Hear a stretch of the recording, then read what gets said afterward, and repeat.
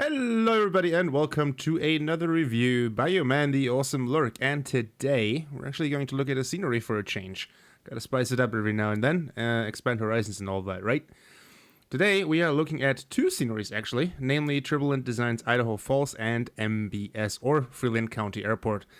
Both have been out for some time now, but they make good candidates regardless. Usual note, those products were provided to me by Turbulent Designs as a review copy.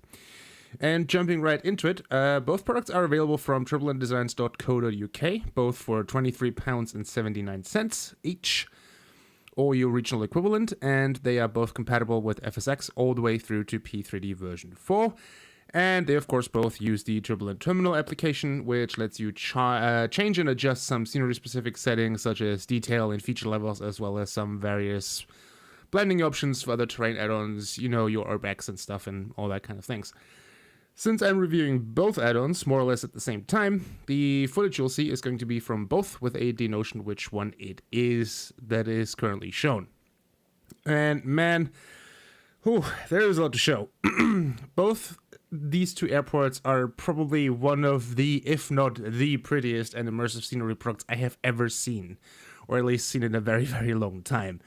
And as you can see from the images on your screen right now, the level of detail is stunning, absolutely stunning. There is little bits and bobs everywhere. Literally every dustbin and sidewalk is modeled and textured to the highest degree, all while the performance impact, at least on my system, which is pretty ancient at this point, is practically next to nothing.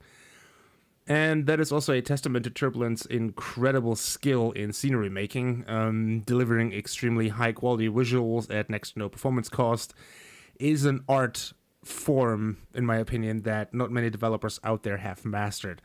So let's have a more detailed look, shall we? Let's start with MBS, or Freeland County Airport. I will stick to calling it MBS for this review, it's just easier. A comparatively small regional airport somewhere in Michigan and a member of the Turbulent Airport family. And its party piece is immediately obvious when you load the scenery for the first time, namely the fully modeled terminal interior. And what an interior it is! From the entrance area and check-in to the metal detectors and the waiting area all the way through to the little bistro in the corner, the baggage claim in the far area. Everything is modeled and textured to stunning detail, in fact to a degree that even the flat information screens on the gates are very easily readable from a distance and up close. I will say I find it a bit weird that all flights seem to be departing to Chicago at the exact same time, but we'll skip over that minor little detail in an otherwise extremely immersive environment. Paired with the spectacularly beautiful view out to the ramp area, this is a very nice place to be, especially if you are the kind of person that likes to explore sceneries with the avatar mode in P3D, you know, that kind of stuff. Speaking of the ramp area, stepping outside the terminal building, the attention and love for detail certainly doesn't stop. From the parking lot to the ramp area itself, even the most minor and seemingly unimportant details are present, such as trash bins hidden away in some far corner or a set of traffic cones and temporary barriers in another. Again, all modeled and textured to a very, very high degree. The same can be said for the various trucks and other airport vehicles you can spot on the ramp, as well as the lonely static CRJ waiting for passengers. Even though I probably don't have to mention it, but the ground textures of the ramp itself, as well as all the runways, taxiways, roads, etc., are done to an equally high degree, and of course available in 4K, should you so wish. Moving away from the main terminal, over to the GA ramp. The entire airport's grass is done in Turbulent signature 3D vegetation, looking nothing short of amazing. Same goes for the taxiway signs, which are all very easily readable, even in a moving plane, down to the runway and taxiway light installations all being modeled and placed correctly where they should be. Moving up onto the GA ramp, you are greeted with a plethora of very, very well modeled and textured general aviation aircraft, helicopters, bizjets, and what feels like a myriad of little details and objects sprinkled over the area, but also at the same time in a way that this part of the airport looks just as lifelike and active as the rest. Nothing seems misplaced or overdone, and I will admit I had extremely great fun exploring the area, this area in particular. Kind of like every time you round a corner, it feels like there is something new waiting for you to discover, be it, more trash bins or other little bits and bobs, and it's not just the ramp itself either. The same can be said for the parking lot and the parked models of the cars and all that kind of stuff in this general area. So if you're anything like me, you will quickly find yourself struggling trying to decide where to look first, as there's just so much to discover on this seemingly small and unassuming airport in the middle of Michigan. And with that said, let's go and hop over to Idaho Falls for a minute and take a look at that in an equally detailed fashion before talking about them both in a more general sense. Idaho Falls being of a roughly similar size to MBS, they complement each other extremely well for flying between them with a regional jet or even a larger GA of choice. And let me tell you, you won't be disappointed by that one either, because the level of detail is pretty much the same as you just saw in MBS. But let's delve a little deeper. The airport itself, being nestled on the edge of the town of Idaho Falls, has a little bit more going on visually, in my opinion. It's a bit more urban, which is something I really like, and it too is nothing short of stunning when it comes to the visual representation and the immersion factor. Starting with the main terminal, which is modeled and textured like the rest of the airport to exquisite detail. However, unfortunately, it does not have a fully modeled terminal interior. However, you can see some chairs and I think tables from the waiting area through the glass, which to me is good enough, personally. I would have loved it even more had they fully modeled the interior, but I do understand it was probably due to performance constraints or other factors that they elected not to do it. Which is a perfectly acceptable reason, because much like MBS, Idaho Falls runs without a hitch and without a dip in performance. And in order to achieve that, I would personally gladly forego a highly detailed terminal interior. So definitely no marks against Turbulent there from my end.